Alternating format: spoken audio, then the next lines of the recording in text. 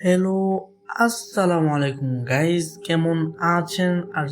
আশা করছি সকলে অনেক অনেক ভালো আছেন। তো গাইজ, আজকে কিন্তু আপনাদের মাঝে আমি আবারও একটা নতুন হরর গল্প নিয়ে ফিরে এসেছি। সো গাইজ, আজকের গল্পটায় এমন একটা মুখোশের গল্প, যেই মুখোশটা মানুষ মুখে পড়লে সে আর জীবিত থাকে না। তো গাইজ, আজকের গল্পটা খুবই ইউনিক, খুবই মজার একটা গল্প, খুবই ভয়ানক একটা গল্প। সো গল্পটা শোনার আগে আপনার আশেপাশে দেখে নিন কেউ দাঁড়িয়ে নেই তো। তো গাইজ, চলুন আজাইরা কথা বাদ দিয়ে গাইজ মূল গল্পে ফিরে যাই। এখন রাত প্রায় 2টা, চারদিকে ঘন অন্ধকারে ঢাকা। গ্রামের এক প্রান্তে সৌরভ নামের একজন যুবক ছিল। তার ঘরে বসে সে বই পড়ছিল। হঠাৎ করেই গ্রামের সবগুলো কুকুর যেন একসাথে চিৎকার করে উঠল। যেন একটা ভয়াবহ দৃশ্য তৈরি হলো। কিন্তু সেই কুকুরগুলো কেন ভয়াবহ চিৎকার করে উঠল, সৌরভ তখন কিছুই বুঝতে পারল না। সে জানালা দিয়ে বাইরে তাকালো, কিন্তু কিছুই দেখতে পেল না। হঠাৎ ঘরের ভেতর থেকে একটা ঘর ঘর শব্দ শোনা গেল। কেউ যেন ঘরের মেঝেতে কিছু টানছে, কিন্তু চারদিকে তাকালো, কিছুই দেখতে পেল না। সৌরভ ভাবল হয়তোবা ইঁদুর বা বিড়ালই হবে।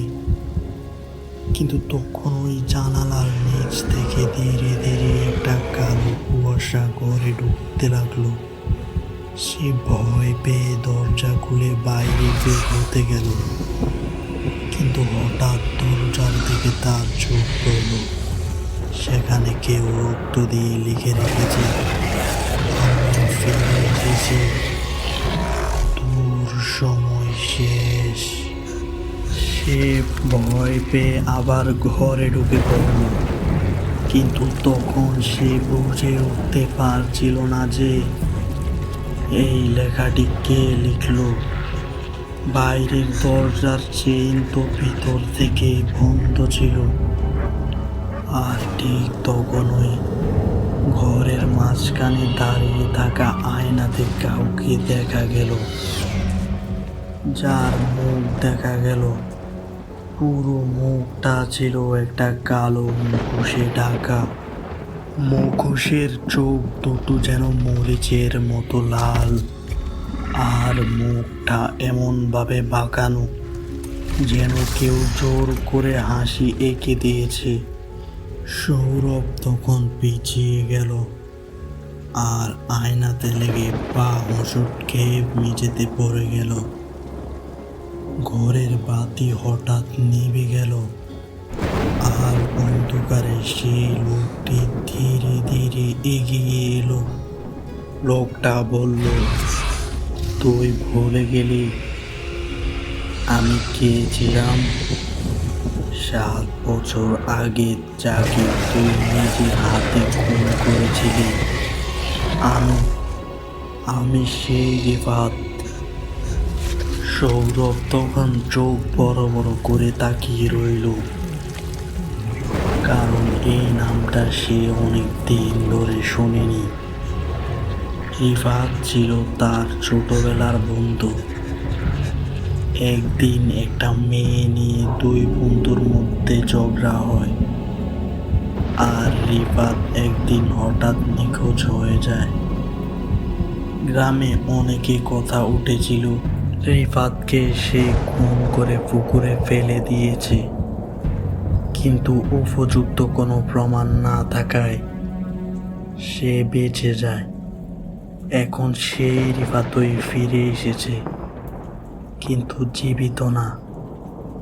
সে আরেক ধাপ এগিয়ে বলল, তুই শুধু আমাকে না, আরো 4 জনকে মেরে ফেলেছিলি। আজ আমরা 5 জন ফিরে এসেছি। সৌরভ তখন দরজার দিকে দৌড় দিল, কিন্তু দরজা খুলতেই দেখল বাইরে আরো 4 জন কালো মুখোশ পরে দাঁড়িয়ে আছে। তাদের থেকে কোনো শব্দ আসছে না। সৌরভ তখন চিৎকার করে বলে উঠল, তোমরা যা চাও নিয়ে যাও, কিন্তু প্লিজ আমাকে ছেড়ে দাও। তখন তাদের মধ্য থেকে একজন ধীরে ধীরে এগিয়ে এসে সৌরভের কানের কাছে ফিস ফিস করে বলল, আমরা চাই না তোর প্রাণ, আমরা চাই তোর মুখ। তখন একটা কালো মুখোশ সৌরভের মুখে পরিয়ে দিল। এরপর সৌরভের ঘর থেকে শুধু চিৎকারের আওয়াজ আসছিল, আর দেওয়াল থেকে আস্তে আস্তে রক্ত গড়িয়ে পড়ছিল। পরদিন সকালে গ্রামের লোকজন দেখে সৌরভের ঘরের দরজা খোলা, ভেতরে কিছুই নেই, শুধু দেওয়ালে একটাই কথা লেখা, আমরা সবাই ফিরে এসেছি কালো মুখোশ পরে। ঘরের মাঝখানে পড়ে আছে শুধু একটা রক্ত মাখা কালো মুখোশ। বন্ধুরা, গল্পটা ছিল কালো মুখোশ। কেউ যদি পুরনো ভুল করে থাকে, সেটা একদিন না একদিন সত্যিই ফিরে আসে। তাই সাবধান হন।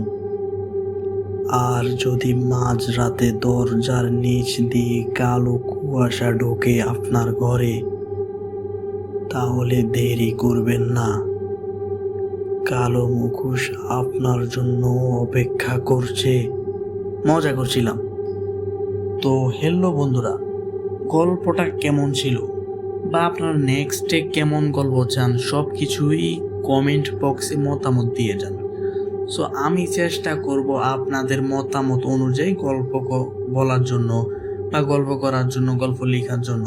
কারণ গাইজ, আমি যে গল্পটাই করি না কেন সেইটা কিন্তু গাইজ আপনাদের জন্যই লিখি, আপনাদের যেন মজা লাগে, আপনারা যেন ভয় পান, সেই জন্যই কিন্তু আমি গল্প লিখি। সেই হিসাবে আপনারা কমেন্ট করলে আমি আপনাদের কমেন্ট অনুযায়ী কিন্তু গল্প লিখবো। So guys, please please please আমাদের চ্যানেলটিকে সাবস্ক্রাইব করুন। তো গাইজ, আজকের মতো এখানেই বিদায়। দেখা হবে অন্য কোনো ভিডিওতে। আজকের মতো আল্লাহ হাফেজ।